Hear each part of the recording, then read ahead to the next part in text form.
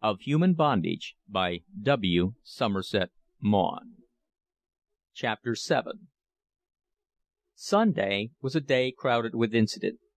Mr. Carey was accustomed to say that he was the only man in his parish who worked 7 days a week.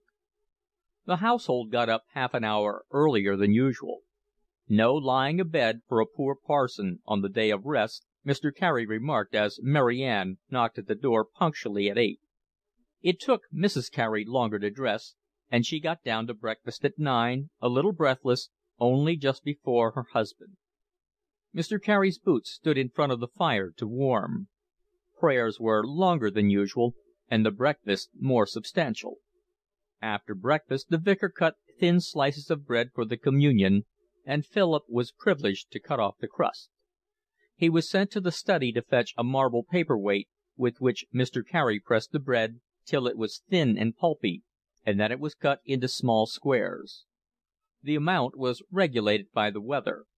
On a very bad day few people came to church, and on a very fine one, though many came, few stayed for communion. There were most when it was dry enough to make the walk to church pleasant, but not so fine that people wanted to hurry away. Then Mrs. Carey brought the communion plate out of the safe which stood in the pantry, and the vicar polished it with a chamois leather. At 10 the fly drove up, and Mr. Carey got into his boots. Mrs. Carey took several minutes to put on her bonnet, during which the vicar, in a voluminous cloak, stood in the hall with just such an expression on his face as would have become an early Christian about to be led into the arena. It was extraordinary that after 30 years of marriage his wife could not be ready in time on Sunday morning. At last she came, in black satin. The vicar did not like colours in a clergyman's wife at any time, but on Sundays he was determined that she should wear black. Now and then, in conspiracy with Miss Graves, she ventured a white feather or a pink rose in her bonnet, but the vicar insisted that it should disappear. He said he would not go to church with a scarlet woman. Mrs. Carey sighed as a woman, but obeyed as a wife. They were about to step into the carriage when the vicar remembered that no one had given him his egg. They knew that he must have an egg for his voice. There were 2 women in the house, and no one had the least regard for his comfort. Mrs. Carey scolded Mary Ann, and Mary Ann answered that she could not think of everything. She hurried away to fetch an egg, and Mrs. Carey beat it up in a glass of sherry. The vicar swallowed it at a gulp. The communion plate was stowed in the carriage, and they set off. The fly came from the Red Lion and had a peculiar smell of stale straw. They drove with both windows closed, so that the vicar should not catch cold. The sexton was waiting at the porch to take the communion plate, and while the vicar went to the vestry, Mrs. Carey and Philip settled themselves in the vicarage pew. Mrs. Carey placed in front of her the 6-penny bit she was accustomed to put in the plate, and gave Philip 3 pence for the same purpose. The church filled up gradually, and the service began. Philip grew bored during the sermon, but if he fidgeted, Mrs. Carey put a gentle hand on his arm and looked at him reproachfully. He regained interest when the final hymn was sung, and Mr. Graves passed round with the plate. When everyone had gone, Mrs. Carey went into Miss Graves' pew to have a few words with her while they were sitting for the gentlemen, and Philip went to the vestry. His uncle, the curate, and Mr. Graves were still in their surplices. Mr. Carey gave him the remains of the consecrated bread, and told him he might eat it. He had been accustomed to eat it himself, as it seemed blasphemous to throw it away, but Philip's keen appetite relieved him from the duty. Then they counted the money. It consisted of pennies, 6 pences, and 3-penny bits.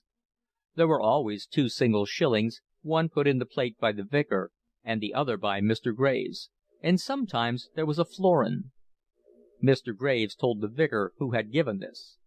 It was always a stranger to Blackstable, and Mr. Carey wondered who he was. But Miss Graves had observed the rash act, and was able to tell Mrs. Carey that the stranger came from London, was married, and had children. During the drive home, Mrs. Carey passed the information on, and the vicar made up his mind to call on him and ask for a subscription to the Additional Curates Society. Mr. Carey asked if Philip had behaved properly, and Mrs. Carey remarked that Mrs. Wigram had a new mantle, Mr. Cox was not in church, and somebody thought that Miss Phillips was engaged. When they reached the vicarage they all felt that they deserved a substantial dinner.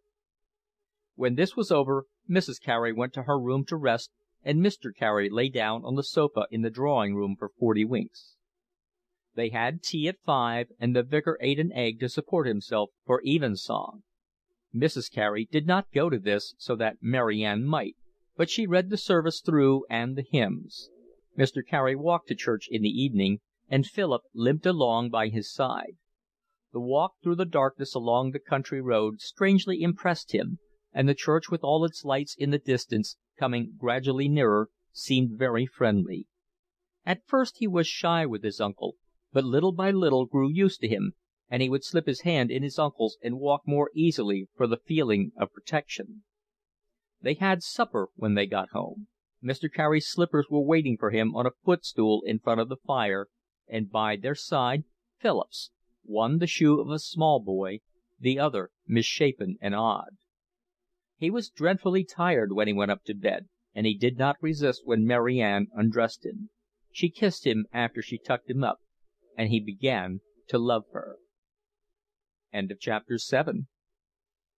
Chapter 8.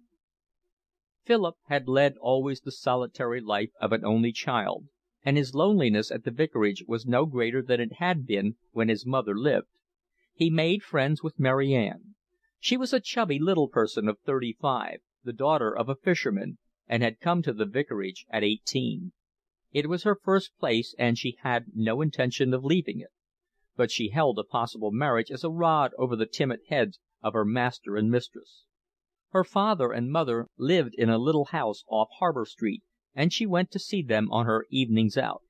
Her stories of the sea touched Philip's imagination, and the narrow alleys round the harbour grew rich with the romance which his young fancy lent them.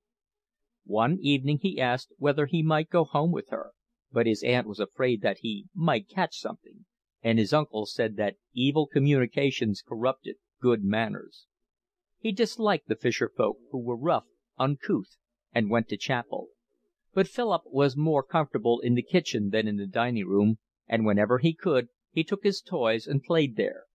His aunt was not sorry. She did not like disorder, and though she recognized that boys must be expected to be untidy, she preferred that he should make a mess in the kitchen. If he fidgeted, his uncle was apt to grow restless and say it was high time he went to school. Mrs. Carey thought Philip very young for this, and her heart went out to the motherless child. But her attempts to gain his affection were awkward, and the boy, feeling shy, received her demonstrations with so much sullenness that she was mortified. Sometimes she heard his shrill voice raised in laughter in the kitchen, but when she went in, he grew suddenly silent, and he flushed darkly when Mary Ann explained the joke. Mrs. Carey could not see anything amusing in what she heard, and she smiled with constraint. "He seems happier with Mary Ann than with us, William," she said when she returned to her sewing. "One can see he's been very badly brought up. He wants licking into shape." On the second Sunday after Philip arrived an unlucky incident occurred. Mr. Carey had retired as usual after dinner for a little snooze in the drawing-room, but he was in an irritable mood and could not sleep. Josiah Graves that morning had objected strongly to some candlesticks with which the vicar had adorned the altar. He had bought them second-hand in Tercanbury, and he thought they looked very well, but Josiah Graves said they were popish. This was a taunt that always aroused the vicar. He had been at Oxford during the movement which ended in the secession from the established church of Edward Manning, and he felt a certain sympathy for the Church of Rome. He would willingly have made the service more ornate than had been usual in the Low Church parish of Blackstable, and in his secret soul he yearned for processions and lighted candles. He drew the line at incense. He hated the word Protestant. He called himself a Catholic. He was accustomed to say that Papists required an epithet. They were Roman Catholic, but the Church of England was Catholic in the best, the fullest, and the noblest sense of the term. He was pleased to think that his shaven face gave him the look of a priest, and in his youth he had possessed an aesthetic air which added to the impression. He often related that on one of his holidays in Boulogne, one of those holidays upon which his wife for economy's sake did not accompany him, when he was sitting in a church, the Cure had come up to him and invited him to preach a sermon. He dismissed his curates when they married, having decided views on the celibacy of the unbeneficed clergy. But when at an election the Liberals had written on his garden fence in large blue letters, "This way to Rome," he had been very angry, and threatened to prosecute the leaders of the Liberal party in Blackstable. He made up his mind now that nothing Josiah Graves said would induce him to remove the candlesticks from the altar, and he muttered Bismarck to himself once or twice irritably. Suddenly he heard an unexpected noise.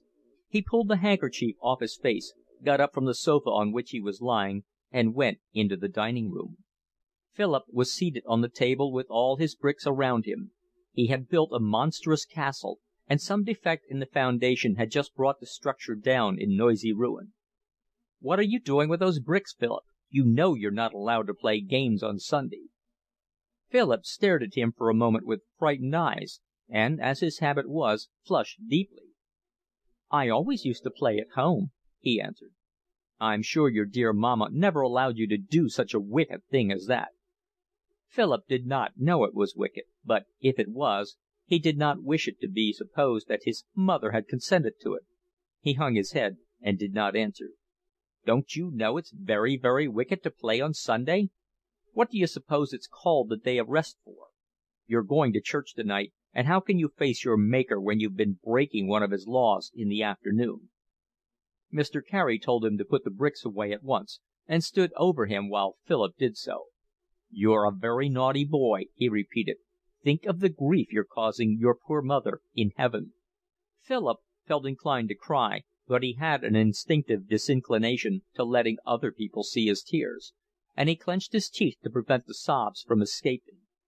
Mr. Carey sat down in his armchair and began to turn over the pages of a book.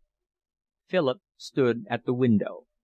The vicarage was set back from the high road to Tercanbury, and from the dining room one saw a semicircular strip of lawn, and then as far as the horizon green fields. Sheep were grazing in them. The sky was forlorn and grey. Philip felt infinitely unhappy. Presently Mary Ann came in to lay the tea, and Aunt Louisa descended the stairs. "Have you had a nice little nap, William?" she asked. "No," he answered. "Philip made so much noise that I couldn't sleep a wink." This was not quite accurate, for he had been kept awake by his own thoughts, and Philip, listening sullenly, reflected that he had only made a noise once, and there was no reason why his uncle should not have slept before or after. When Mrs. Carey asked for an explanation, the vicar narrated the facts. "He hasn't even said he was sorry," he finished. "Oh, Philip, I'm sure you're sorry," said Mrs. Carey, anxious that the child should not seem wickeder to his uncle than need be. Philip did not reply. He went on munching his bread and butter. He did not know what power it was in him that prevented him from making any expression of regret. He felt his ears tingling. He was a little inclined to cry, but no word would issue from his lips. "You needn't make it worse by sulking," said Mr. Carey. Tea was finished in silence. Mr. Carey looked at Philip surreptitiously now and then, but the vicar elaborately ignored him.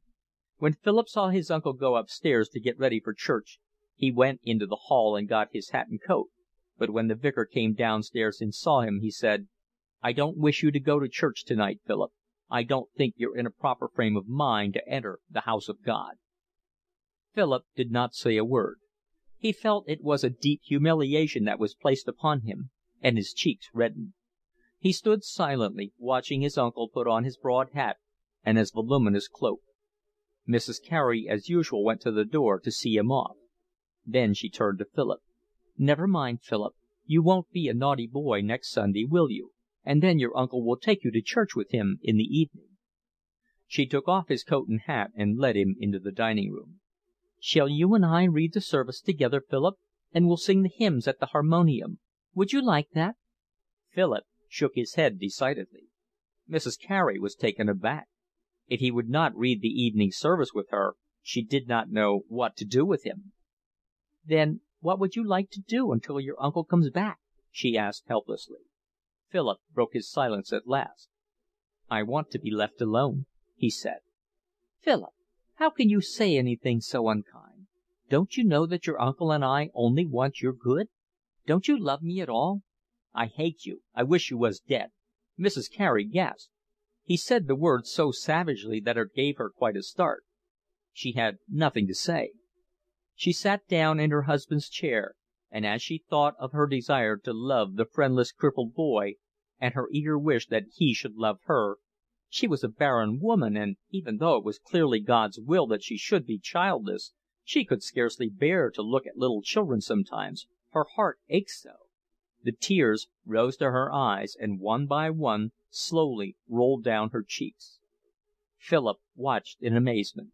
She took out her handkerchief, and now she cried without restraint.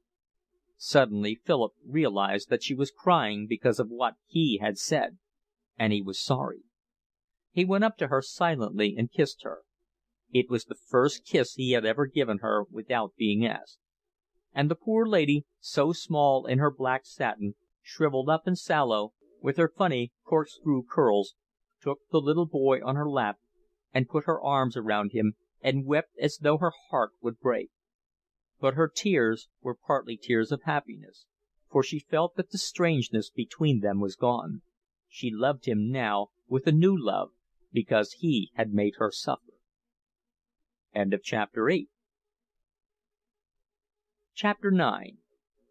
On the following Sunday, when the vicar was making his preparations to go into the drawing-room for his nap, all the actions of his life were conducted with ceremony, and Mrs. Carey was about to go upstairs, Philip asked, "What shall I do if I'm not allowed to play?"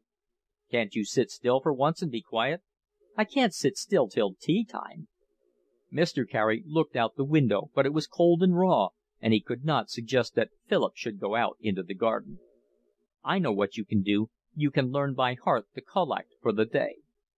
He took the prayer book which was used for prayers from the harmonium, and turned the pages till he came to the place he wanted. "It's not a long one. If you can say it without a mistake when I come in to tea, you shall have the top of my egg." Mrs. Carey drew up Philip's chair to the dining-room table. They had bought him a high chair by now, and placed the book in front of him. "The devil finds work for idle hands to do," said Mr. Carey. He put some more coals on the fire so that there should be a cheerful blaze when he came in to tea, and went into the drawing-room. He loosened his collar, arranged the cushions, and settled himself comfortably on the sofa.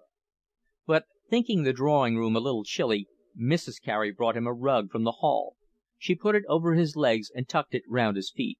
She drew the blinds so that the light should not offend his eyes, and since he had closed them already, went out of the room on tiptoe. The vicar was at peace with himself to-day, and in 10 minutes he was asleep. He snored softly.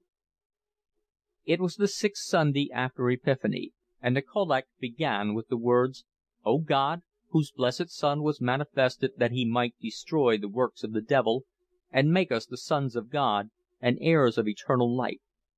Philip read it through. He could make no sense of it. He began saying the words aloud to himself, but many of them were unknown to him, and the construction of the sentence was strange. He could not get more than 2 lines in his head, and his attention was constantly wandering.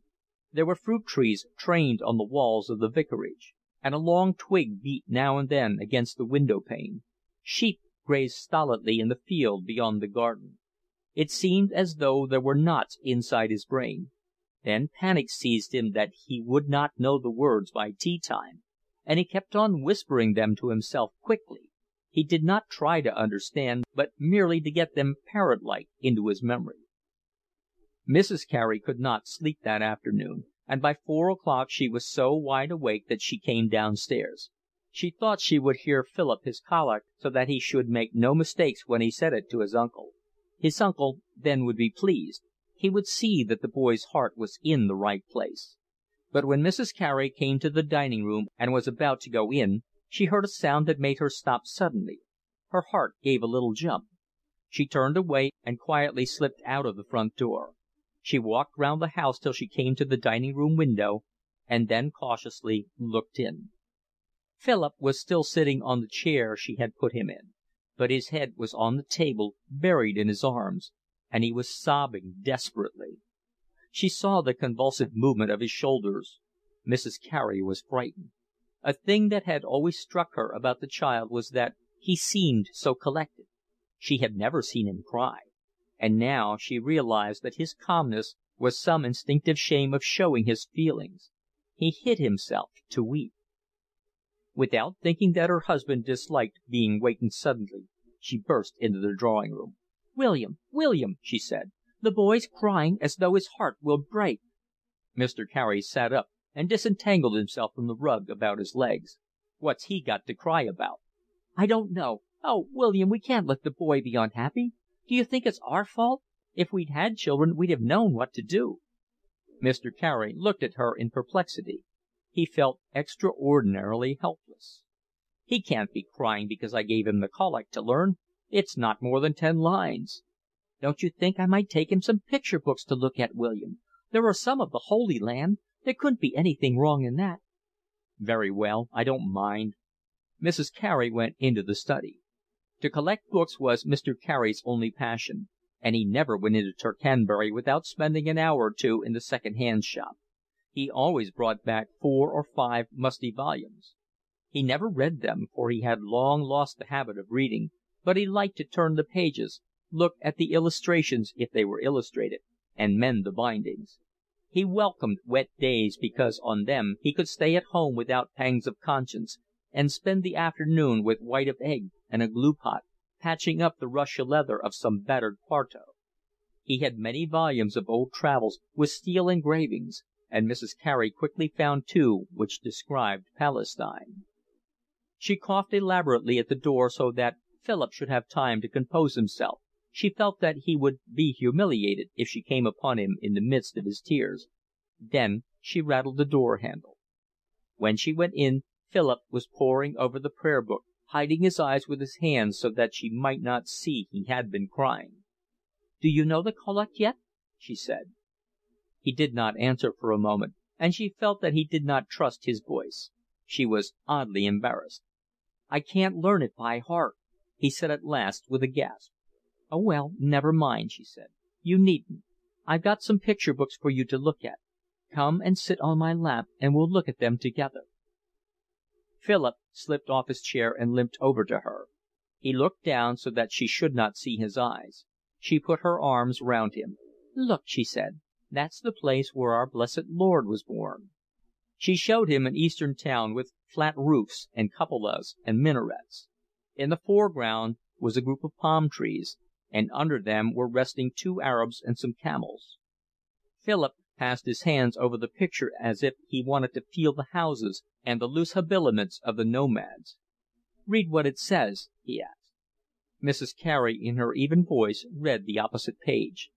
It was a romantic narrative of some Eastern traveller of the 30s, pompous maybe, but fragrant with the emotion with which the East came to the generation that followed Byron and Chateaubriand. In a moment or two Philip interrupted her. "I want to see another picture." When Mary Ann came in and Mrs. Carey rose to help her lay the cloth, Philip took the book in his hands and hurried through the illustrations.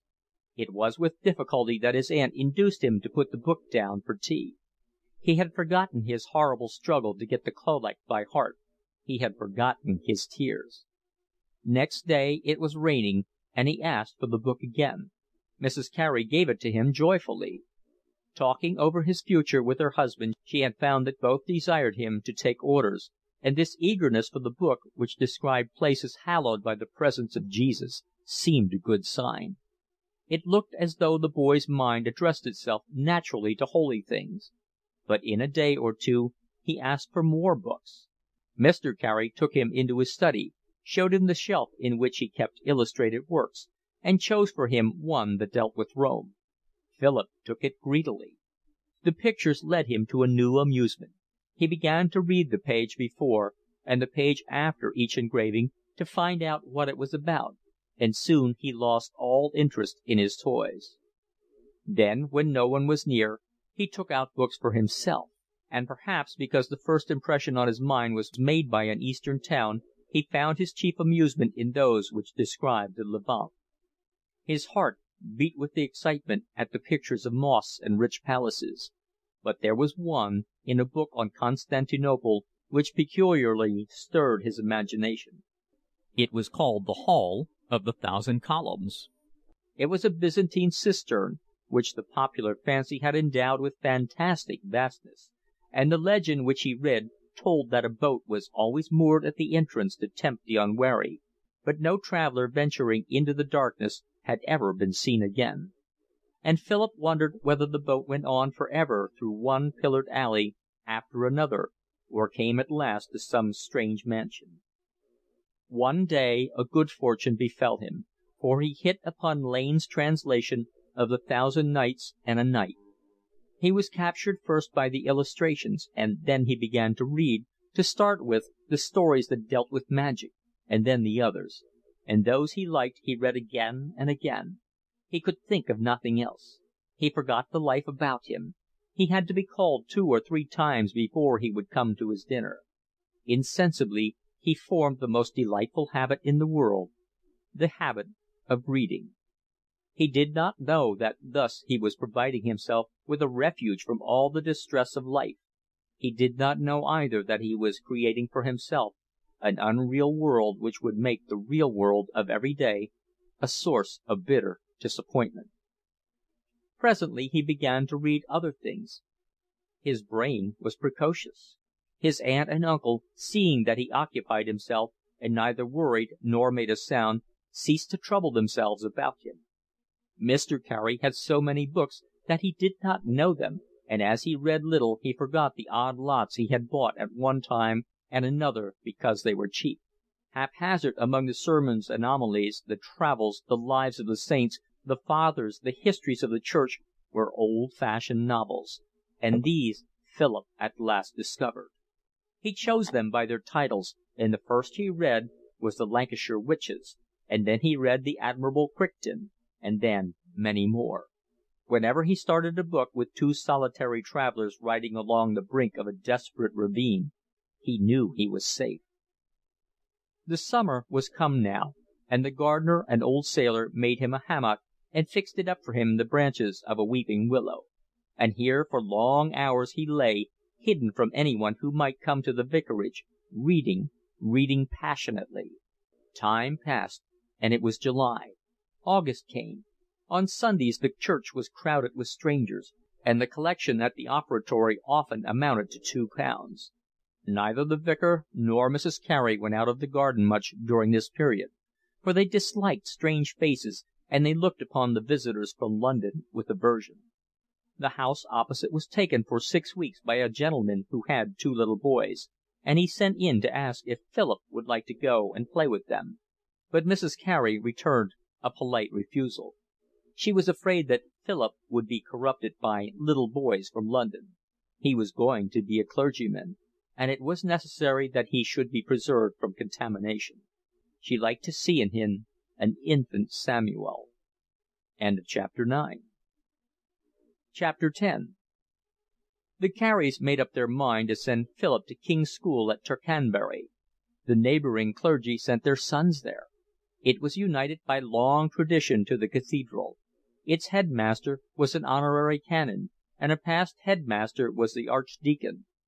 Boys were encouraged there to aspire to holy orders, and the education was such as might prepare an honest lad to spend his life in God's service. A preparatory school was attached to it, and to this it was arranged that Philip should go. Mr. Carey took him into Tercanbury one Thursday afternoon towards the end of September. All day Philip had been excited and rather frightened. He knew little of school life but what he had read in the stories of the boys' own paper. He had also read Eric, or Little by Little. When they got out of the train at Tercanbury, Philip felt sick with apprehension, and during the drive into the town sat pale and silent. The high brick wall in front of the school gave it the look of a prison. There was a little door in it, which opened on their ringing, and a clumsy, untidy man came out and fetched Philip's tin trunk and his play box. They were shown into the drawing room. It was filled with massive, ugly furniture, and the chairs of the suite were placed round the walls with a forbidding rigidity. They waited for the headmaster. "What's Mr. Watson like?" asked Philip after a while. "You'll see for yourself." There was another pause. Mr. Carey wondered why the headmaster did not come. Presently Philip made an effort and spoke again. "Tell him I've got a club foot," he said. Before Mr. Carey could speak, the door burst open and Mr. Watson swept into the room. To Philip he seemed gigantic. He was a man of over 6 feet high and broad, with enormous hands and a great red beard. He talked loudly in a jovial manner, but his aggressive cheerfulness struck terror in Philip's heart. He shook hands with Mr. Carey, and then took Philip's small hand in his. "Well, young fellow, are you glad to come to school?" he shouted. Philip reddened and found no word to answer. "How old are you?" "9," said Philip. "You must say 'sir,'" said his uncle. "I expect you've got a good lot to learn," the headmaster bellowed cheerily. To give the boy confidence, he began to tickle him with rough fingers. Philip, feeling shy and uncomfortable, squirmed under his touch. "I've put him in the small dormitory for the present. You'll like that, won't you?" he added to Philip. "Only 8 of you in there. You won't feel so strange." Then the door opened, and Mrs. Watson came in. She was a dark woman with black hair, neatly parted in the middle. She had curiously thick lips and a small round nose. Her eyes were large and black. There was a singular coldness in her appearance. She seldom spoke and smiled more seldom still. Her husband introduced Mr. Carey to her, and then gave Philip a friendly push towards her. "This is a new boy, Helen. His name's Carey." Without a word she shook hands with Philip, and then sat down, not speaking, while the headmaster asked Mr. Carey how much Philip knew and what books he had been working with. The vicar of Blackstable was a little embarrassed by Mr. Watson's boisterous heartiness, and in a moment or two got up. "I think I'd better leave Philip with you now." "That's all right," said Mr. Watson. "He'll be safe with me. He'll get on like a house on fire. Won't you, young fellow?" Without waiting for an answer from Philip, the big man burst into a great bellow of laughter. Mr. Carey kissed Philip on the forehead and went away. "Come along, young fellow," shouted Mr. Watson. "I'll show you the schoolroom." He swept out of the drawing room with giant strides, and Philip hurriedly limped along behind him. He was taken into a long bare room with 2 tables that ran along its whole length. On each side of them were wooden forms. "Nobody much here yet," said Mr. Watson. "I'll just show you the playground, and then I'll leave you to shift for yourself." Mr. Watson led the way. Philip found himself in a large playground with high brick walls on 3 sides of it.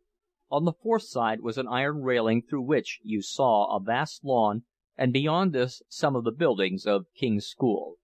One small boy was wandering disconsolately, kicking up the gravel as he walked.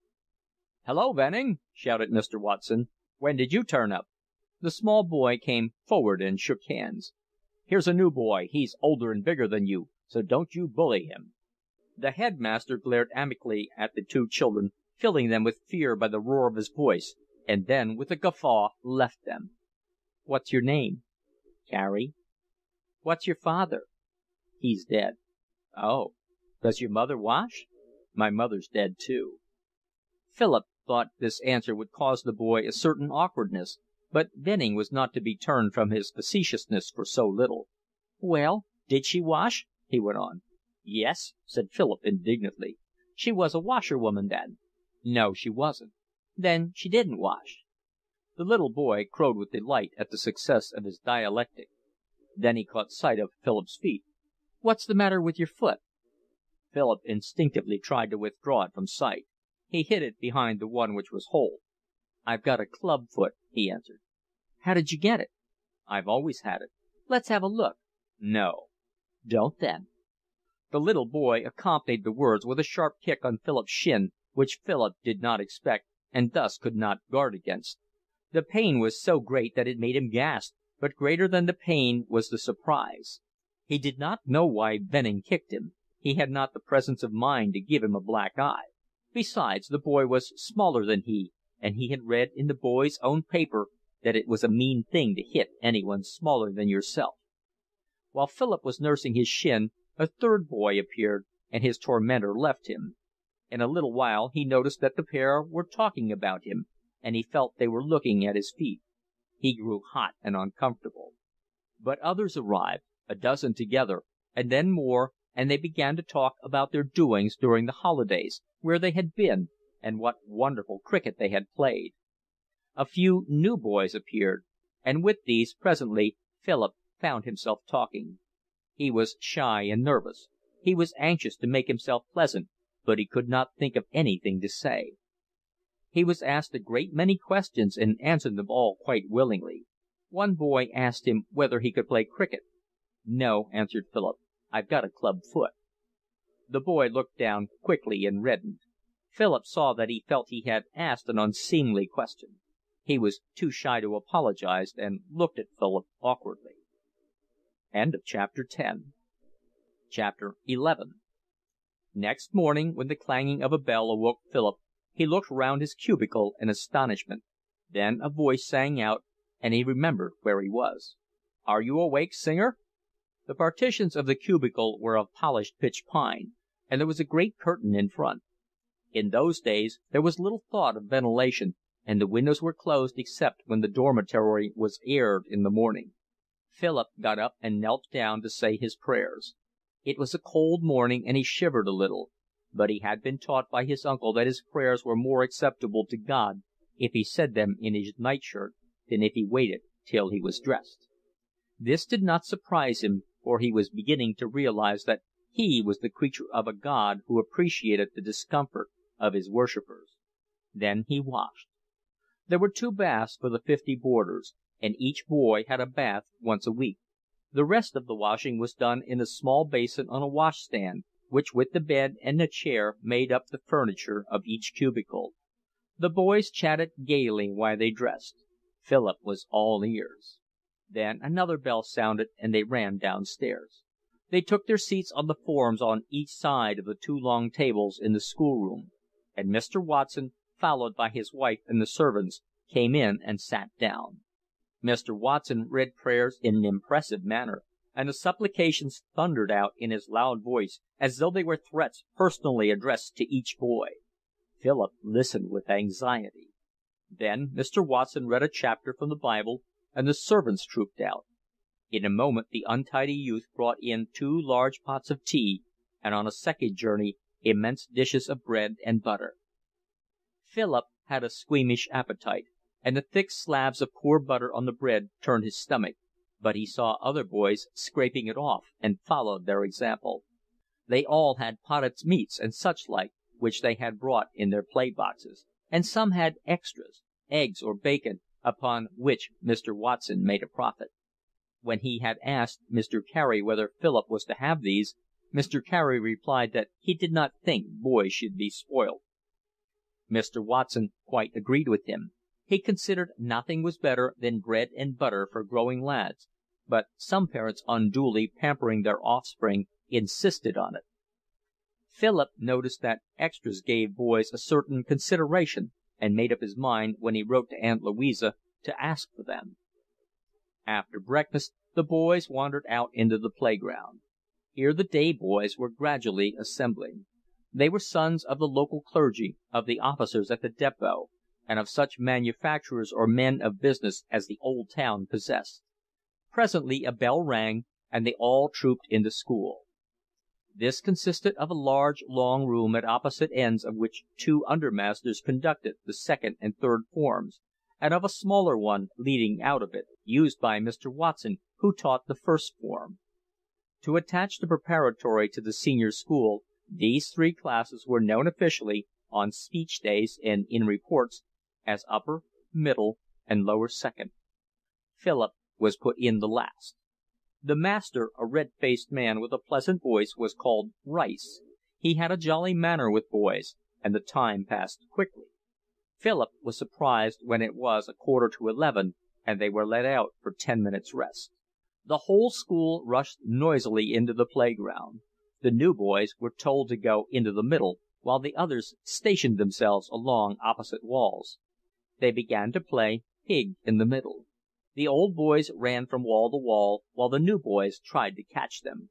When one was seized and the mystic words said, "1, 2, 3, and a pig for me," he became a prisoner, and turning sides, helped to catch those who were still free. Philip saw a boy running past and tried to catch him, but his limp gave him no chance, and the runners, taking their opportunity, made straight for the ground he covered. Then one of them had the brilliant idea of imitating Philip's clumsy run. Other boys saw it and began to laugh. Then they all copied the first, and they ran round Philip, limping grotesquely, screaming in their treble voices with shrill laughter. They lost their heads with the delight of their new amusement, and choked with helpless merriment. One of them tripped Philip up, and he fell, heavily as he always fell, and cut his knee.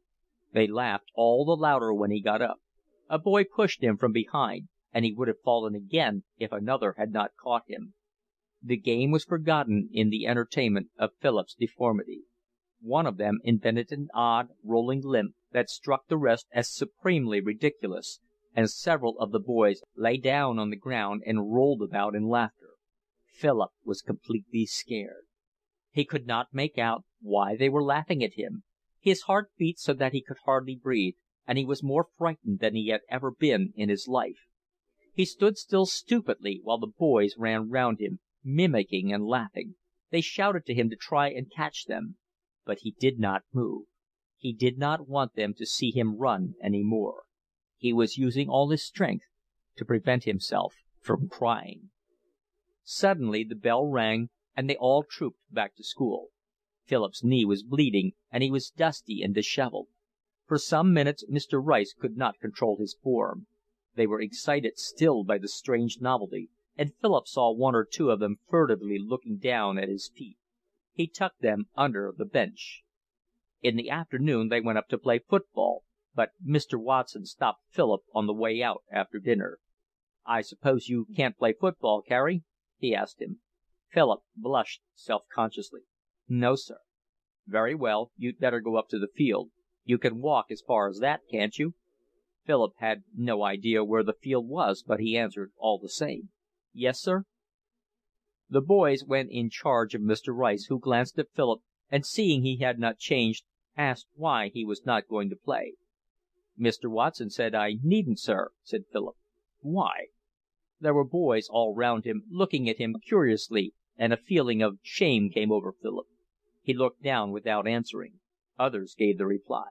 "He's got a club foot, sir." "Oh, I see." Mr. Rice was quite young. He had only taken his degree a year before, and he was suddenly embarrassed. His instinct was to beg the boy's pardon, but he was too shy to do so. He made his voice gruff and loud. "Now then, you boys, what are you waiting about for? Get on with you." Some of them had already started, and those that were left now set off in groups of 2 or 3. "You'd better come along with me, Carey," said the master. "You don't know the way, do you?" Philip guessed the kindness, and a sob came to his throat. "I can't go very fast, sir." "Then I'll go very slow," said the master with a smile. Philip's heart went out to the red-faced, commonplace young man who said a gentle word to him. He suddenly felt less unhappy. But at night, when they went up to bed and were undressing, the boy who was called Singer came out of his cubicle and put his head in Philip's. "I say, let's look at your foot," he said. "No," answered Philip. He jumped into bed quickly. "Don't say no to me," said Singer. "Come on, Mason." The boy in the next cubicle was looking round the corner, and at the words he slipped in. They made for Philip and tried to tear the bedclothes off him, but he held them tightly. "Why can't you leave me alone?" he cried. Singer seized a brush and with the back of it beat Philip's hands clenched on the blanket. Philip cried out. "Why don't you show us your foot quietly?" "I won't." In desperation, Philip clenched his fist and hit the boy who tormented him, but he was at a disadvantage, and the boy seized his arm. He began to turn it. "Oh, don't," said Philip. "You'll break my arm." "Stop still then, and put out your foot." Philip gave a sob and a gasp. The boy gave the arm another wrench. The pain was unendurable. "All right, I'll do it," said Philip. He put out his foot. Singer still kept his hand on Philip's wrist. He looked curiously at the deformity. "Isn't it beastly?" said Mason. Another came in and looked too. "Ugh," he said in disgust. "My word, it is rum," said Singer, making a face. "Is it hard?"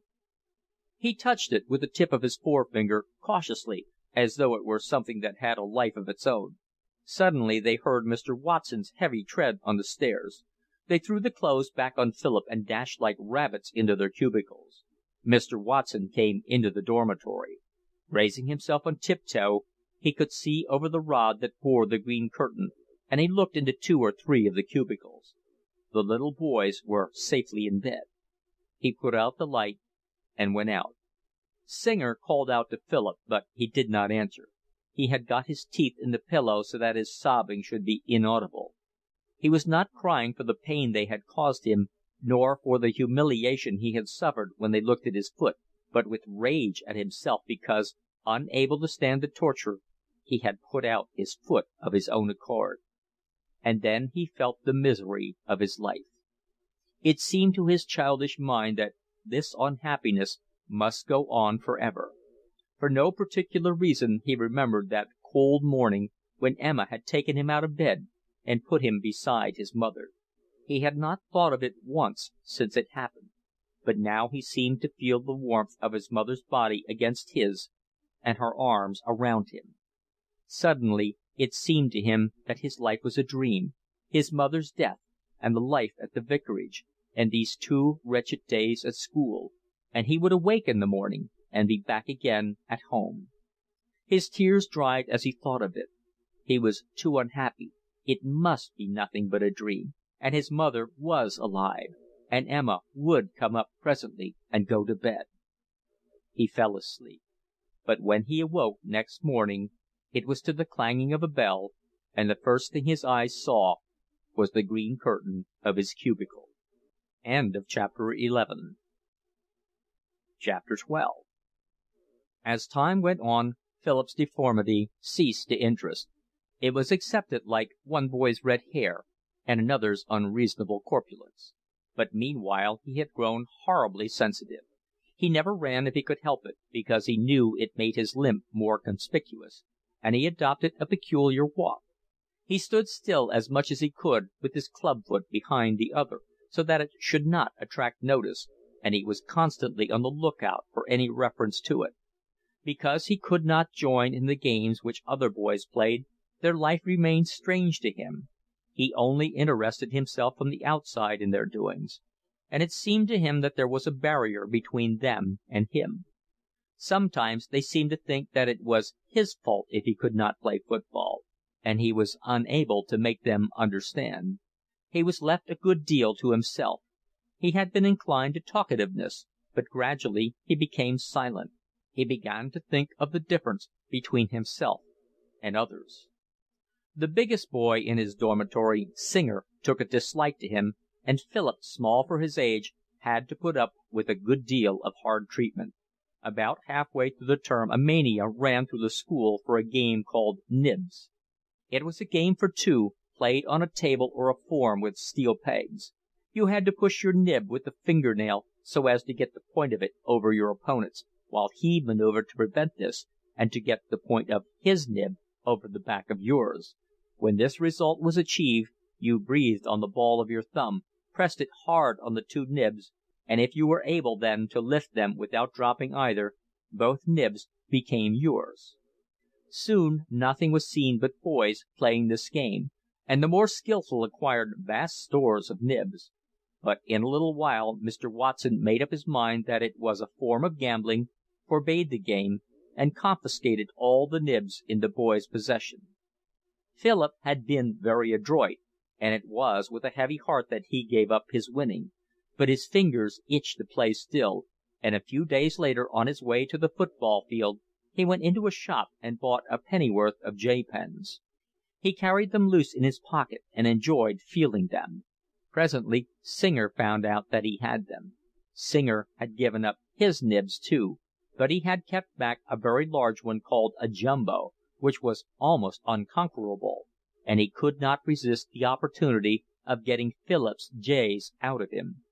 Though Philip knew that he was at a disadvantage with his small nibs, he had an adventurous disposition and was willing to take the risk. Besides, he was aware that Singer would not allow him to refuse. He had not played for a week and sat down to the game now with a thrill of excitement. He had lost 2 of his small nibs quickly and Singer was jubilant, but the third time, by some chance, the Jumbo slipped round and Philip was able to push his J across it. He crowed with triumph. At that moment Mr. Watson came in. "What are you doing?" he asked. He looked from Singer to Philip, but neither answered. "Don't you know that I've forbidden you to play that idiotic game?" Philip's heart beat fast. He knew what was coming, and was dreadfully frightened, but in his fright there was a certain exultation. He had never been swished. Of course it would hurt, but it was something to boast about afterwards. "Come into my study." The headmaster turned, and they followed him side by side. Singer whispered to Philip, "We're in for it." Mr. Watson pointed to Singer. "Bend over," he said. Philip, very white, saw the boy quiver at each stroke, and after the third he heard him cry out. 3 more followed. "That'll do. Get up." Singer stood up. The tears were streaming down his face. Philip stepped forward. Mr. Watson looked at him for a moment. "I'm not going to cane you. You're a new boy, and I can't hit a cripple. Go away, both of you, and don't be naughty again." When they got back into the schoolroom, a group of boys, who had learned in some mysterious way what was happening, were waiting for them. They set upon Singer at once with eager questions. Singer faced them, his face red with the pain and marks of tears still on his cheeks. He pointed with his head at Philip, who was standing a little behind him. "He got off because he's a cripple," he said angrily. Philip stood silent and flushed. He felt that they looked at him with contempt. "How many did you get?" one boy asked Singer. But he did not answer. He was angry because he had been hurt. "Don't ask me to play nibs with you again," he said to Philip. "It's jolly nice for you. You don't risk anything." "I didn't ask you." "Didn't you?" He quickly put out his foot and tripped Philip up.